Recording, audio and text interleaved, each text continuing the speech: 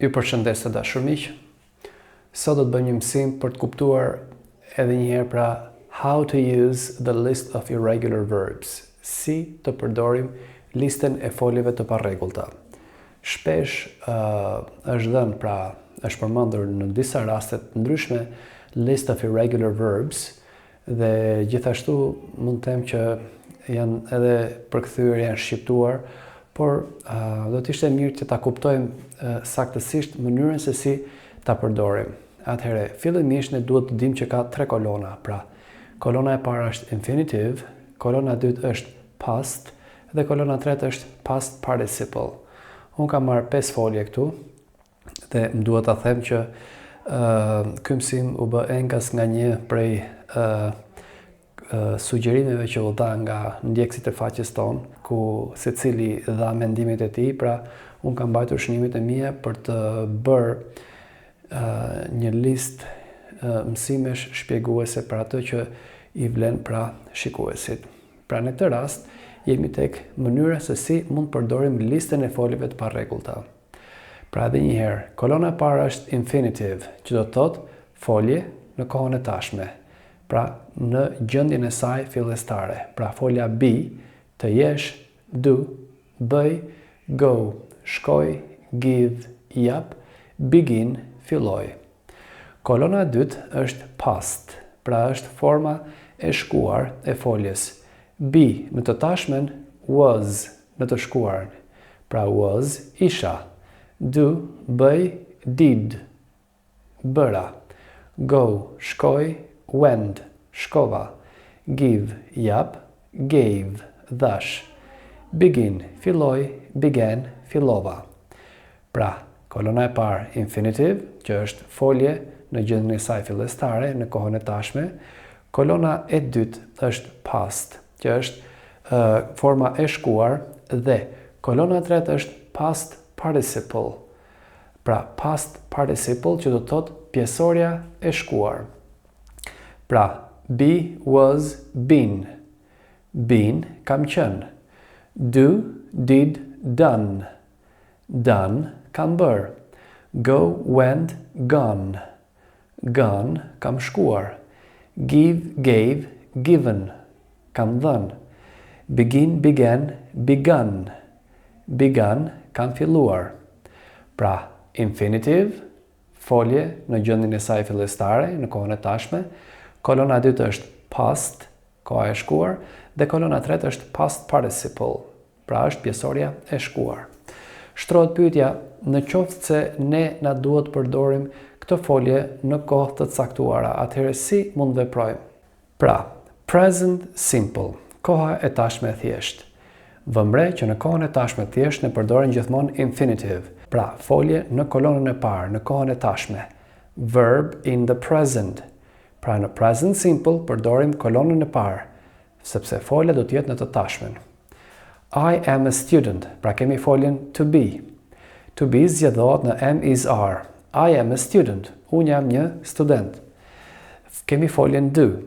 They do their homework, ata bëjnë detyrat e tyre të shtëpisë. Kemi foljen go. We go to the cinema, ne shkojmë në kinema. Kemi foljen give, jap. I give presents, unë jap dhurata. Kemi foljen begin, filloj. You begin the lesson, ti fillon mësimin. Pra, këtu vëmre që të gjitha foljet janë përdorur në formën e infinitive, pra në kolonën e parë. Në rregull pra, infinitive përdoret vetëm për kohën e tashme thjesht, për present simple tense. Po në qoftë se të njëjtat fjali do t'i kalojmë në kohën e shkuar, atëherë çfarë bëjmë? Ne tashmë do t'i marrim foljet në past, pra në kolonën e dytë. Pra në past simple, verb is in the past. The verb is in the past. Pra në kohën e shkuar të thjesht, folja do t'jetë në të shkuarën, pra në kolonën e dytë. Atëherë tham që be bëhet was në të shkuarën. Nuk përdorim më be në kohën e shkuar, por përdorim was ose were në varësi të vetës. Pra, I was a student in 2002.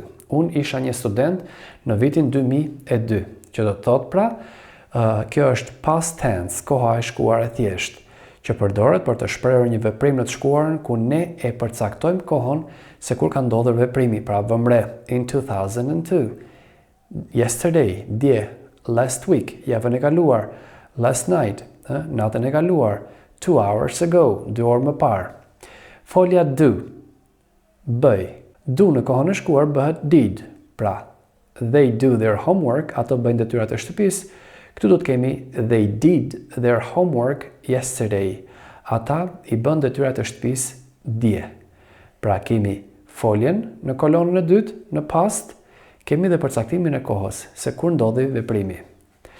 We go to the cinema every day. Ne shkojmë në kinema çdo ditë. Në kohën e shkuar, we went. Pse? Sepse ishte go, went, gone. Na duhet folja në kolonën e dytë, në past. Pra, we went to the cinema last week. Ne shkuam në kinema javën e kaluar. Kemi foljen në kolonën e dytë, kemi edhe përcaktimin e kohës, last week. Folja give, I give presents, unë jap dhurata.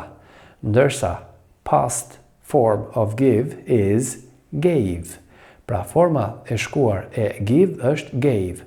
I gave the presents last night. Unë i dhash dhuratat natën e kaluar. Kemi foljen begin, filloj, you begin the lesson, ti fillon mësimin. Në kohën e shkuar, pra në past, ne na duhet pra edhe njëherë të mos marrim begin, mos marrim formën infinitiv, por të marrim kolonën e dytë të foljes begin, që është began. You began the lesson 2 hours ago. Ti e fillove mësimin 2 orë më parë. Më pas, kemi kolonën e tretë që është past participle, që është pjesorja e shkuar. Ku mund ta përdorim pjesorin e shkuar? Për shembull në present perfect tense. Atëherë, present perfect si formohet? Formohet nga have has plus past participle. Pra nga have ose has në varësi të vetes plus pjesorin e shkuar. Pra edhe një herë, verb in the past participle. Pjesorja e shkuar ose folja në pjesoren e shkuar. Pra edhe një herë, kolonën e tretë të list of irregular verbs, pra past participle, mund ta përdorim në present perfect. Kur përdoret present perfect? Ne kemi bërë shumë mësime dhe kemi thënë që present perfect përdoret për të shprehur një veprim në të shkuarën ku ne nuk e përcaktojmë kohën se kur ka ndodhur veprimi. Pra në ndryshim me past tense, që e përcakton kohën, present perfect sërish shpreh një veprim në të shkuarën, por pa e përcaktuar kohën ose periudhën se kur ka ndodhur veprimi. Ja për shembull, kemi shembullin I have been a student. Në të tashmen I am a student, pra kemi foljen am. Në të shkuarën I was a student in 2002. Unë isha një student në 2002. Dhe në present perfect, në kohën e kryer thjesht, I have been a student. Pse I have been? Sepse folja be në të tashmen në infinitiv është be, në të shkuarën është was në past, në kolonën e dytë, dhe në kolonën e tretë në past participle bëhet been. Dhe përdorim have sepse kur kemi marrë zgjedhimin e foljes have, ne kemi thënë I have, you have, he has, she has, it has, we have, you have, and they have. Pra dhe një herë, I have been. Unë kam qenë. I have been a student. Unë kam qenë një student. Po përmend një veprim të kohës së shkuar, por ama nuk po e përcaktoj kohën se kur ka ndodhur veprimi. Në qoftë se do ta përdorim si veprim me përcaktim kohe, do të përdorim past tense, pra I was a student in 2002. Fjalia tjetër. They do their homework. Ata bëjnë detyrat e shtëpisë në të tashmen, kur përdorim infinitive. Në të shkuarën, they did their homework yesterday. Ata bën detyrat e shtëpisë dje. Po në present perfect, si bëhet? They have done their homework. Ata kanë bërë detyrat e shtëpisë. Pse? Sepse do, infinitive, did, past, done, past participle, pjesorja e shkuar. Pra, they have done their homework. Ata i kanë bërë detyrat e shtëpisë. We go to the cinema. Ne shkojmë në kinema. Pra është infinitive, go. We went to the cinema last week. Ne shkuam në kinema javën e kaluar. Vëmre që kemi went, pra është past, është kolona e dytë, dhe në kolonën e tretë, në past participle, ne themi we have gone to the cinema. Ne kemi shkuar në kinema. I give presents, unë jap dhurata në të tashmen. I gave the presents last night. Unë I dhash dhuratat natën e kaluar. Pra give, infinitive, gave, past. Ndërsa, për të thënë, unë kam dhënë dhurata, përdorim kolonën e tretë, past participle. I have given the presents. Unë I kam dhënë dhuratat. I have given the presents. Unë I kam dhënë dhuratat. You begin the lesson. Ti fillon mësimin.